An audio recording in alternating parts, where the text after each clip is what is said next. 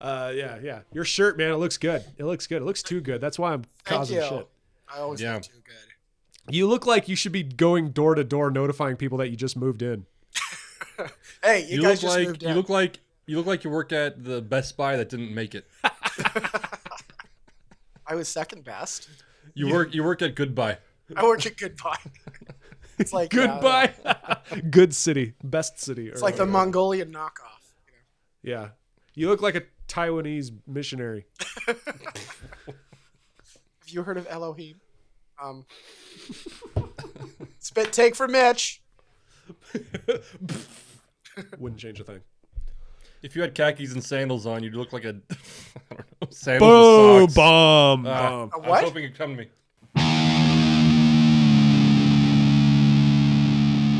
Hello, philosophers. Welcome to another episode of Fake Philosophers. I'm here with Mike and Eddie. Eddie is joining us remotely.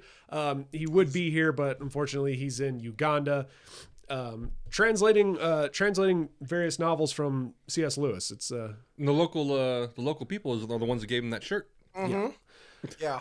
Since Eddie has a master's in studying films by Aaron Aronofsky, whatever it is. Mm-hmm.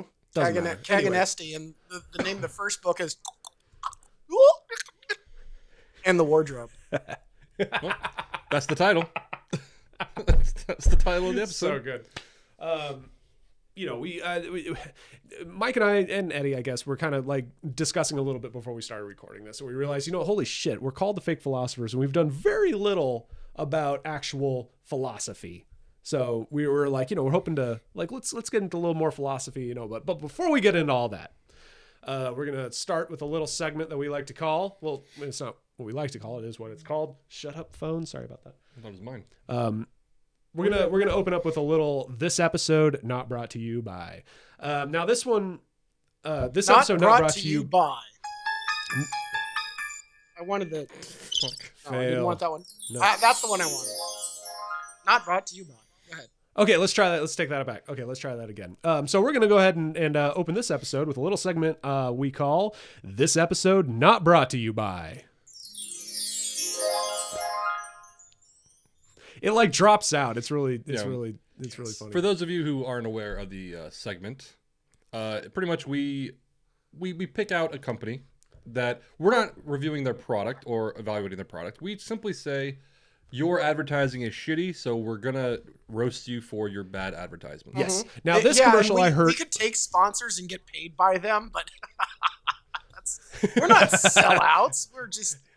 We're for rich philosophers, and actually we are compared to. It's very simple. If anyone wants sponsorship, this goes out to all the small businesses out there. If any of you want sponsorship, buy us some beer for an episode, and we will give you a shout out. That's all it takes. That's all it takes. Or if it's a big corporation, we'll do it for beer and money. I'm just saying. Yeah. Oh yeah. Or just a lot of beer. Or just a lot of money. Yeah.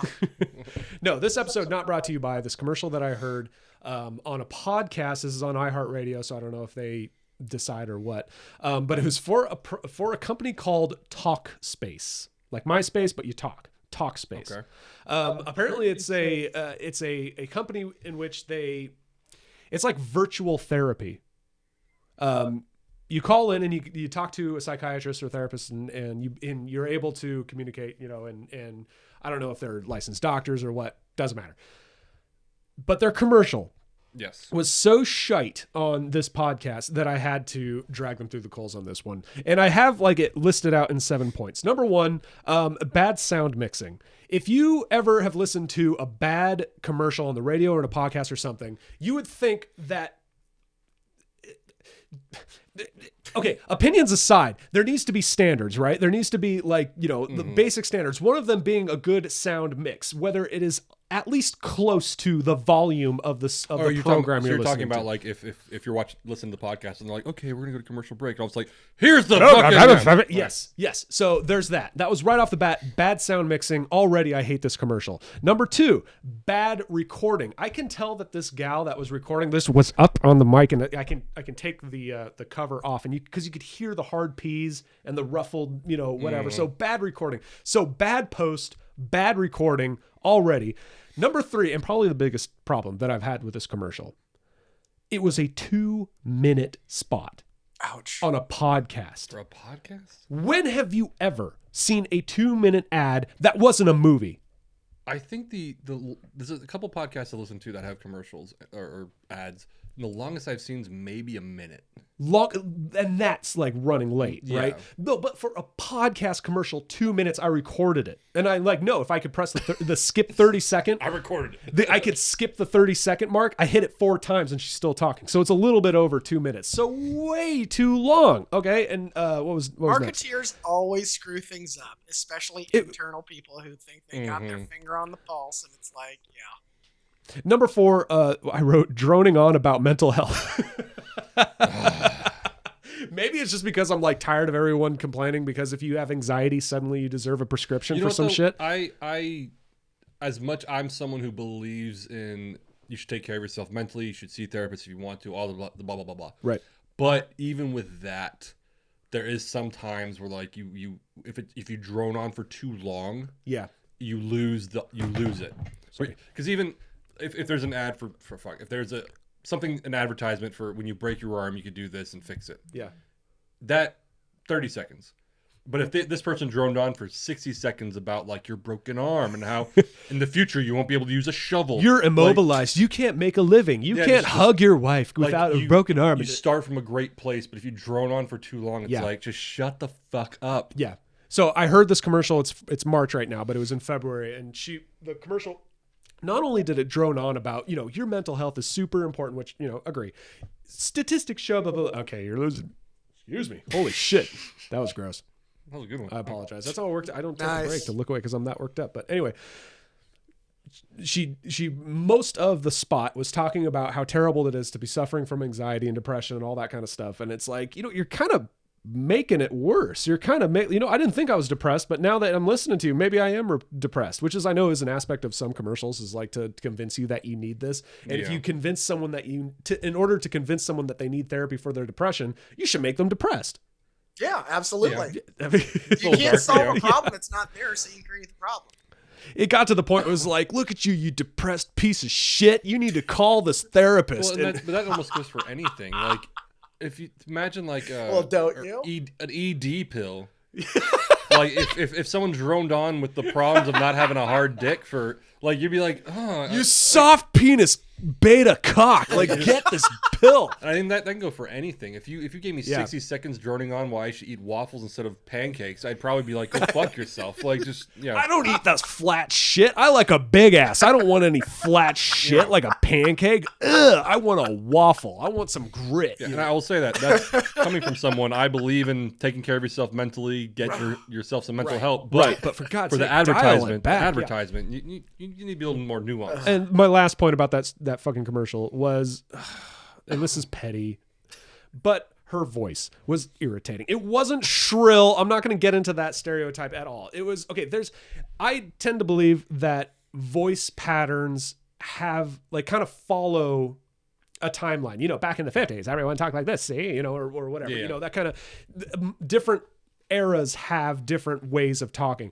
There seems to be this fad in the way people talk nowadays where everything kind of ends with the back of the throat, point. Mm-hmm.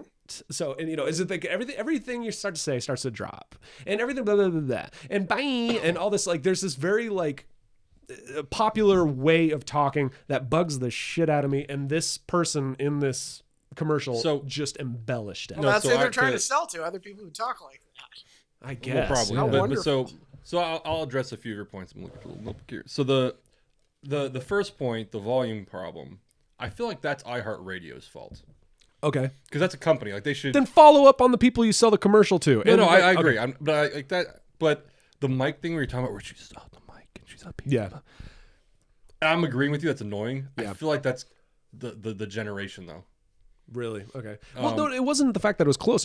You could hear the breaks in the recording, the buzzing of gotcha. a bad mic recording. Yeah. Now, it was bad. As far as your last point with the voice, my note was voice ... ugh. Yeah. So, not that it's the same. I could do my own, like, not brought to you by right now. So when the pandemic first started, things were shut down. And I talked about this before. I just heard my mic, sorry. where I was working like 8 to 10 hour days doing takeout at the bar, where I would sit at the bar on my laptop and wait for people to come in and do takeout. And so I would turn on the TV, and I would usually put on True TV because they had the Impractical Jokers on there. Yeah. And it was funny. And then, but it seems like because it was on their own network, every like fucking 45 seconds, 30 seconds in the commercials, they would advertise the show. That's what I looked up right now if you're watching. It's called At Home with Amy Sedaris. Okay. Have you ever heard of the show? No. Do you even know who Amy Sedaris is? Maybe if I saw her. I didn't know who this bitch was until but like her voice, and I think it was part of her comedy. It's like a sketch comedy show, but her voice was so like, I'm not sure if I haven't heard it in a while, like nasally and just so irritating. I was hearing it because I was watching TV like for 8 hours. Yeah. And I would hear it so often that at the end of the day, I was like, I'm never watching this fucking show. Because it's one of those things like it's if she's a supporting character in something and that voice it adds to the character. Okay, this character annoys me. But if that's all you get. But if that's the lead character, I'm like, fuck this. Like who's the dude who voiced Iago in Aladdin? Yeah. What's his goddamn name? Shit. Gilbert Gottfried. Gilbert Gottfried. Yeah. If he led a movie. Nice. Yeah. No, I see what you're saying. And so I get, as silly as it is, I get it that even this advertisement that's supposed to be about mental health. That's 2 minutes long. Take care long. of yourself. That's 2 minutes long, and you have the wrong voice. Yeah. Like they even say like I forgot if it was a theory or a fact, but like even they said like Abraham Lincoln apparently had like a really bad voice. I forgot if this was I forgot where I heard it, but like it was just not a great voice that if like he were run for president today, people would be like, fuck this guy. Because even like at Ron Paul, which I liked Ron Paul and his ideas, but like he had a really goofy voice. So off the bat, you're like, this guy. And so I completely get that like that company, Talkspace, should absolutely find like a voice that's soothing. It was also not only just, I mean, because I'm sure the voice was fine, but the point is it was badly directed. And because, you know, you ever see a show or a play or a movie where there's no variety in what they say in the lines? Mm-hmm. It's like when you go to Shakespeare and they just hit iambic pentameter, like to the point, da-dun, da-dun, da-dun, da-dun, da-dun, da-dun, da-dun, and every line just follows that same cadence. It gets boring and you hate it. That's how this commercial was. It was that same cadence, da da da da da da da da da da da da da da da, and it was that. And it's one thing that if our tech, if our stuff is not perfect, like literally our stuff right now, it's like we're a couple of fucking idiots who are trying to do a podcast, right? We're not, but this is a fucking company who's paid for advertising, paying for a spot, yeah. So anyway, okay, but yeah, this episode not brought to you by Talkspace. If you I think you guys need to be making a little bit more of Talkspace, and you should be having that. I mean, you gotta have a good voice, and it has to be funny and keep people there. Eddie's Billy Crystal, everybody. That was supposed to be Gilbert Gottfried. I know, yeah. Oh, I thought it was a Jewish mother. I was saying, if a Jewish mother was on there saying, if a Jewish mother was on there saying you need therapy, I'd listen. Yeah. So yeah, if you have mental issues, you should definitely look into it. Talk to people before anything. Just talk to people. Realize I know you feel. If you're depressed, I'm going to do a PSA for a second. Is it PSA? Sure. Okay. PTSD. PSA. PSA. If you're out there and you're depressed or anxious or you have problems and you have bad thoughts, talk to the people around you, because I guarantee you're not the only one who's ever had these thoughts. So talk to people, get help.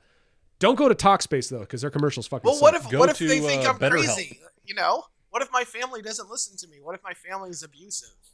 What if I then just kill yourself? Shit. No, Talkspace. No. Don't use Talks. Listen to Lenny.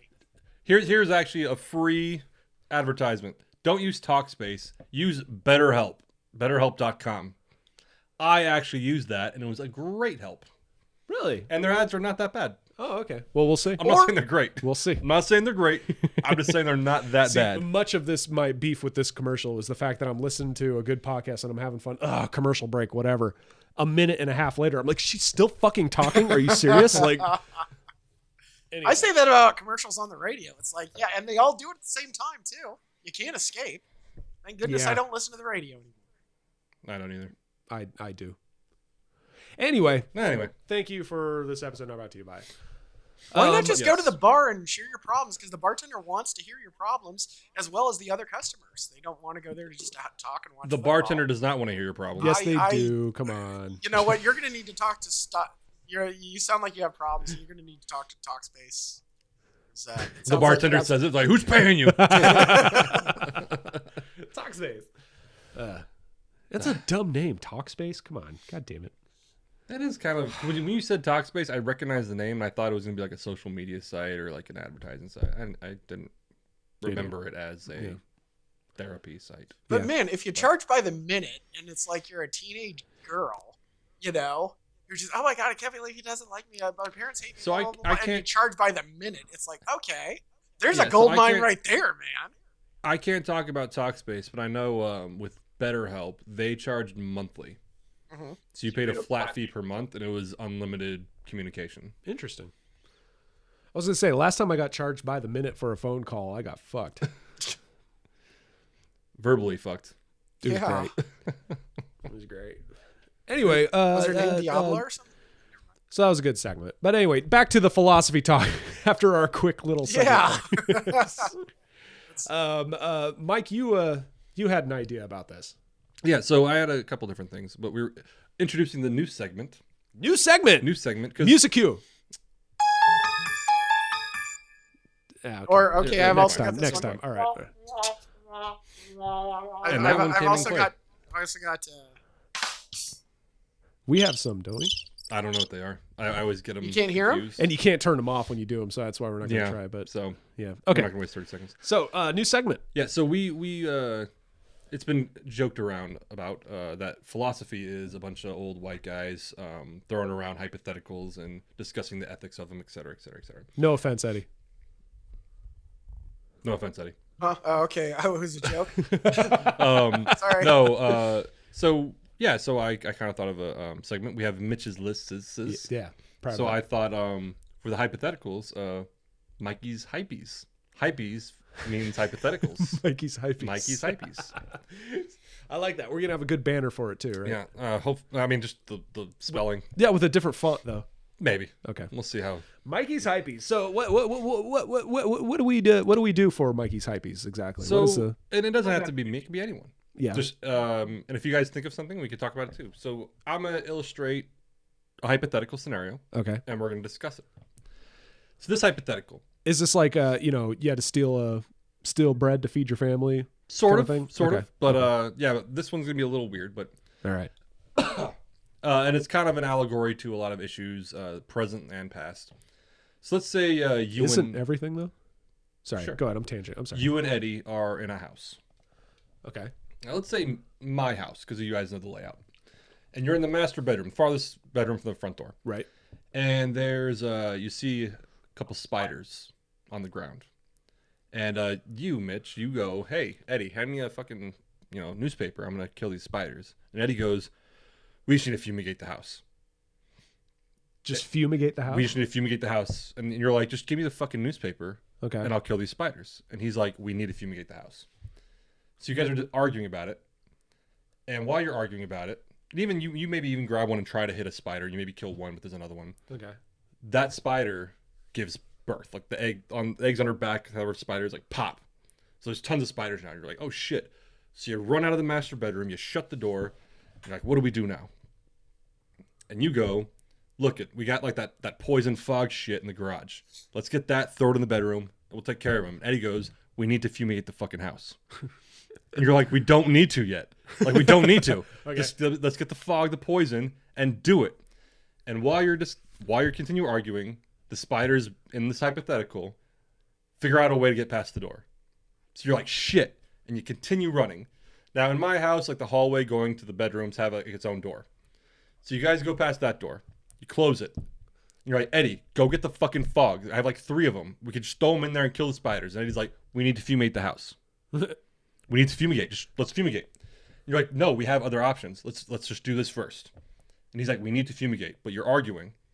Spiders get through the door. So you run to the front door.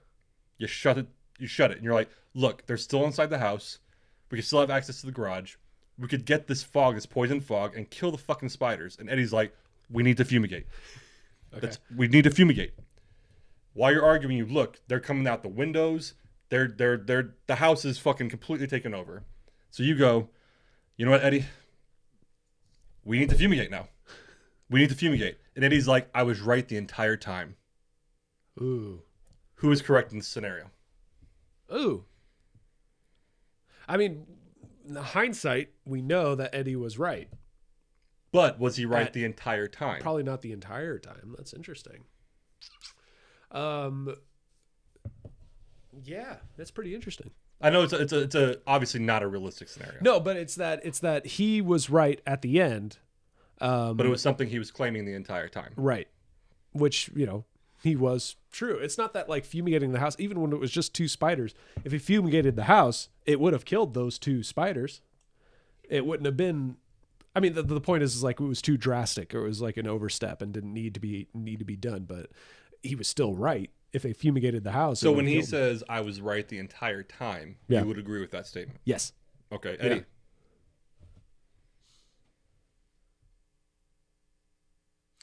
Well, it's like time sensitive too. It's like, damn, we got a bunch of spiders and they're just kind of growing. Well, we got to make a phone call.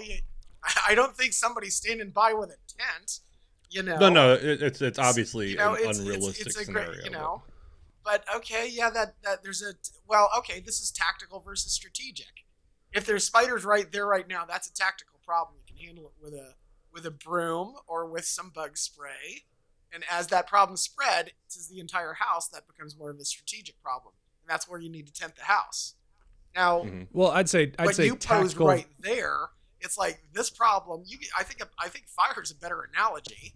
Actually, when I thought of this, the first thing was light the house on fire. Yeah. That was the first actual idea.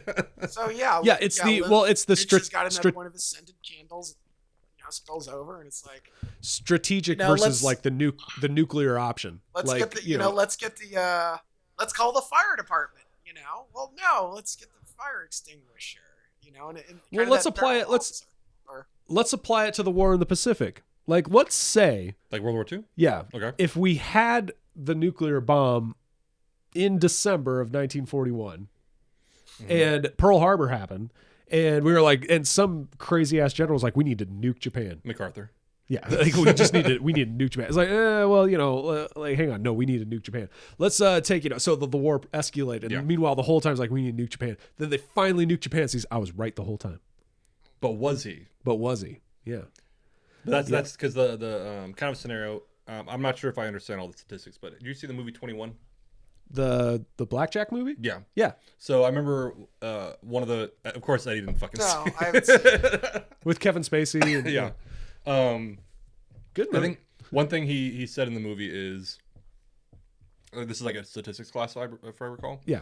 That he says like, you're in a talk show and there's 3 curtains. Okay. And you have to pick one for the prize. So you pick curtain 1. And they reveal that curtain 3 is nothing. Okay. Do you still want curtain 1 or do you want to change to curtain 2? And the question was, is it the same? Are you going to stick to the same? And the answer they put forward was no, because the situation changed. Oh, different circumstances. Different circumstances. So that's where, in this situation, the first circumstance, we can use the war or the spiders, whatever. There's one circumstance at the beginning that what is the smarter option? One person says the drastic thing, one person says another thing. Right. And then as circumstances change, the options change. Yeah. But it's not until the last circumstance that this now thing that you've been proposing the entire time is actually the logical solution. Yeah. Well, with one spider, would fumigating the entire house have killed the one spider? That's what Mitch said earlier, yes. Yeah. But was that the better choice at the time? The better choice at the time, yeah. Well, it also speaks to the fact that person 1, we'll say I'm person 1, the one who's saying, no, just give me a piece of newspaper or whatever. Yeah. And person 2 is Eddie, who's saying, no, nuke it. Like, fumigate the whole thing, tent it, whatever. Person 2 seems to be the closed-minded, one plan fits all kind of person, even though it's a nuclear option. Mm-hmm. Person 1 is the one that's trying to change with the time and be, better about it. So it kind of speaks to, I don't know what it speaks to, but it speaks to something. Yeah, that's what. No, because this is something definitely that's happened over time. Mitch is right again. Mitch was right the entire time. I was fucking right, man. Yeah, there was probably someone. I actually think there's probably someone in World War II, even though the nuke was still in development, that was like, we should just fucking fuck Japan and get it over with. Yeah. But no, it's just this idea of, I guess it's kind of the concept of, to an extent, the whole philosophy of like a broken clock is right twice a day. Yeah. Towards like, if you're saying something, but at the end of the day, you're just because you're right in this circumstance, it doesn't mean you're right the entire time. Well, here's another point too: is the fact that person one wasn't wrong. Person one is being the newspaper person. Right. They were just too late. They were arguing about who was correct, and they just happened to be late. So person one was correct at the various stages. Mm-hmm. A newspaper can solve this. Bug bomb could solve this. A section tented could solve this. He was right as well, or she. They. Yeah, but person two was also right the whole time. So it wasn't an issue of who was right, who was wrong. They were both right. They just couldn't decide on which one to do. You know what I mean? Mm-hmm.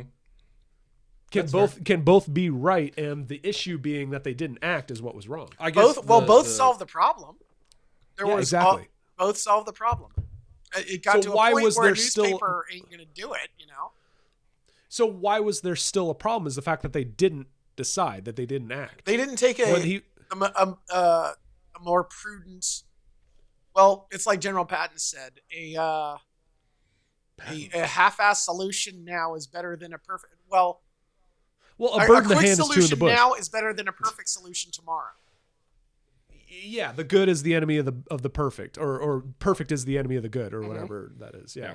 I think person two was saying we need to be perfect. We need to nuke it. And person one was like, no, this is a good option now. We don't need to be perfect. It's we practical. Don't, yeah. So what is the wrong then? If person one and person two were both right the whole time, why was there still a problem? Why were they wrong? Because of the I guess that's where the discussion comes from is just hypothetically in the Mikey's hypees in the world, if both said fine, let's just kill it with the newspaper. Yeah. It would have been solved right away. Right. Mm-hmm. But if they said, hey, no, let's just nuke it.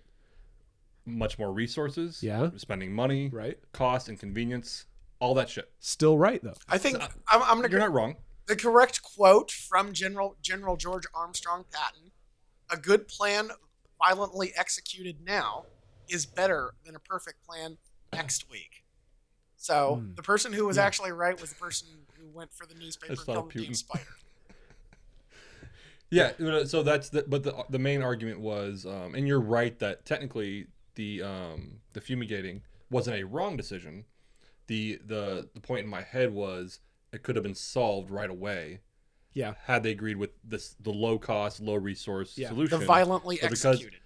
The violently executed solution, but because of the argument and almost stubbornness of both, to be fair, right?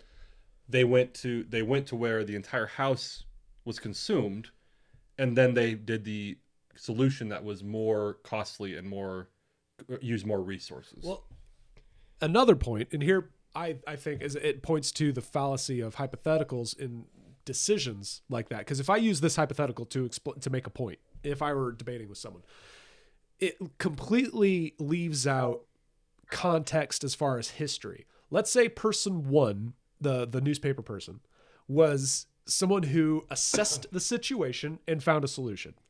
Person two was someone who had been in this situation, tried the newspaper and it didn't work. It turns out it had spread anyway. And so that's why person two had that experience and decided this is the way. Or swap it. Let's say person two had no experience at all. He sees a bug and he has extreme arachnophobia. And he's like, fuck this bug, fuck this house, fuck the street. Fuck the fumigation, light it on fire. Set it on fire. Person one is the one who's like, I've wasted countless monies on fumigating, on the nuclear option. We need to approach it tactically now before it spreads. So there's a context. I think that I would disagree. I think that actually adds to the hypothetical, is adding all those factors. So yeah, but I'm saying if we added the factors, it would point to a clear winner. Depending on what factors you add. Exactly. Yes. If you added in history, it'd be like, a stitch in time saves 9. If you kill the spider at the beginning, there's no issue. Don't listen to the other person. Take care of the problem, and then fumigate the house if you want to Now we heard the scenario. We heard the scenario described to us based on what person 1 and person 2 were seeing immediately and what was right in front of them. Doesn't mean that there wasn't more spiders elsewhere or other issues unseen. You saw Maybe the one newspaper instance wouldn't of a work. spider, and then let's say it had the babies, which and then the could babies be called their friends. Which could be why the person wanted to fumigate. Hey, there might be other ones. Let's just fucking do the problem. Person 2. What'd I say? Person 1. All right, person 2. It's not confusing at all. No, The fumigation I'm person. sorry. The fumigation person. No, but It's like, we don't know. Maybe person 2 knew there's more. We need to fumigate the whole house. Maybe person 1 was like, nope, I've searched every nook and cranny of this house. These are the only 2 spiders. Sure. So that's interesting. It's interesting. That is a good question. Was there a so what attached to this hypothetical? Like, was there a thesis attached, some underlying lesson to this? One thing, and this is not taking a position, but I remember we were discussing something. Putin. No, I think we're discussing COVID, and that was the example that came out, but this is applied to other examples as well, where we were talking about if we just did the 2 weeks at the beginning, would it have solved the problem? Yeah. And we kind of agreed, disagreed, etc. And I was like, could it have? And I kind of analyzed it, and I think it was I forgot what episode we're talking about, where you had said the claim where I think you said conservatives were right the entire time. Right. And I kind of was in the moment. I'm sure if the tape, you kind of think, I was like, were they right the entire time, or was it just a disagreement in thought? And so I just kind of took that, and I was like, and it was just philosophically started building shit. So this hypothetical you came up with on your own. Yes. Props. That is really good. By the way, this is a good hypothetical. This is a good I props. came up with it. By the way, Because I was trying to think of a situation. There's we should write this in an essay and submit it or something, because that was pretty good. Exactly. Maybe we'll see. Maybe that'll bring us some viewers. Eddie, don't tell Mike he's sitting on a gold mine. Yeah. You're not. So the idea was, it's kind of almost to change the situation. Hold on. The change. What was that? Was a fair. I meant to be that. That was supposed to be that. There you go. What's amazing is I'm sure it's coming in perfect on your end. On our end, it's like a weird Yeah, it's perfect on my end. But for instance, just another scenario that it was one of the scenarios I thought of to try to make this point. Yeah. Or at least to express the argument.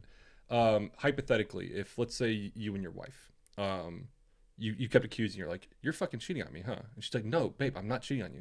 And you're like, I think you're cheating on me. And she's like, no, I'm not. And 5 years goes by, and you keep accusing her.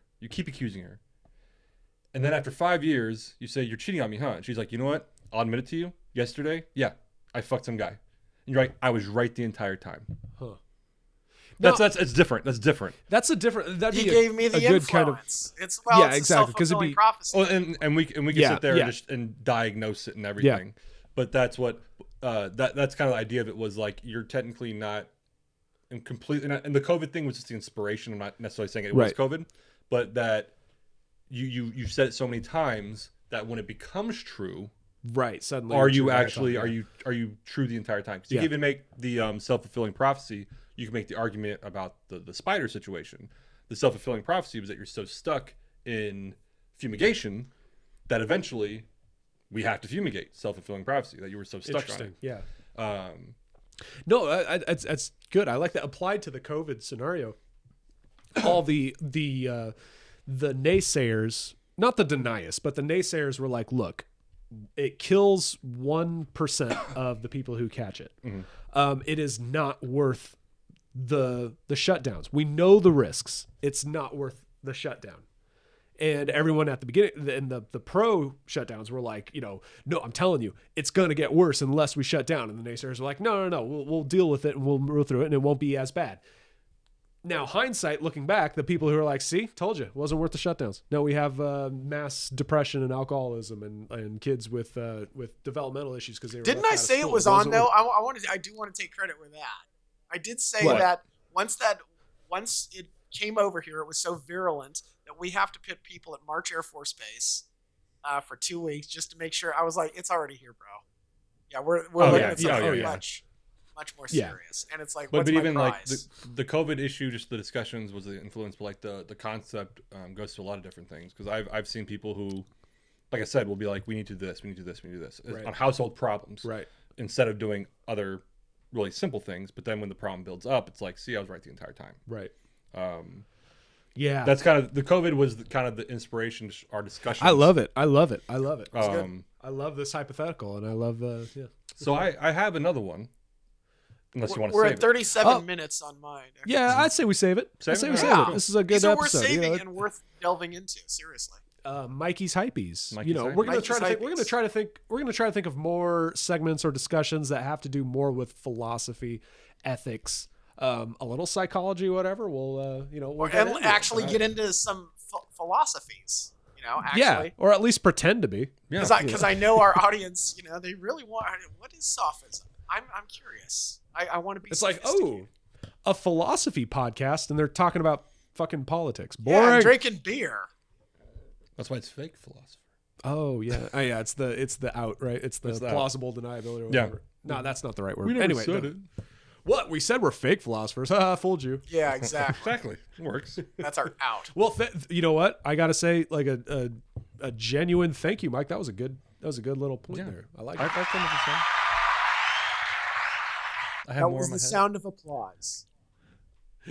Well, we appreciate you listeners coming with us on our search for wisdom, which isn't that the actual, or no, the love of wisdom, the philosophy, the literal definition of the word philosophy. I think love of wisdom sounds about right. Yeah, It's love and search of wisdom. You know what? I'm gonna believe that. Yeah. Our Don't audience Google it, is just going to believe it. love this on a Sunday, but yeah, we've got priorities that are more topical and that need to get rushed out to our public. And our director knows. So that. if any of you have any hypothetical situations, like one of the most famous of the ethics situations I touched on earlier was, would you steal bread to feed your starving family, which is the right thing to do. If you have philosophical or ethical hypotheticals, leave them in the comments or send a DM or whatever. Yes, We'll probably get in touch with us. I need more guarantee we will talk about it in an episode. Yeah. We're that starved for content. 100%. We'll get into it. 100% guaranteed. But hey, thanks for listening. Thanks, Mike. Thank Eddie.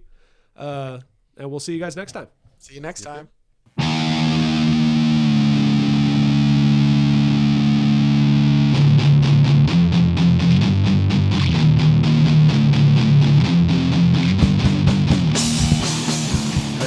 I would imagine him the way he looks right now if he's wearing khakis, sandals with socks.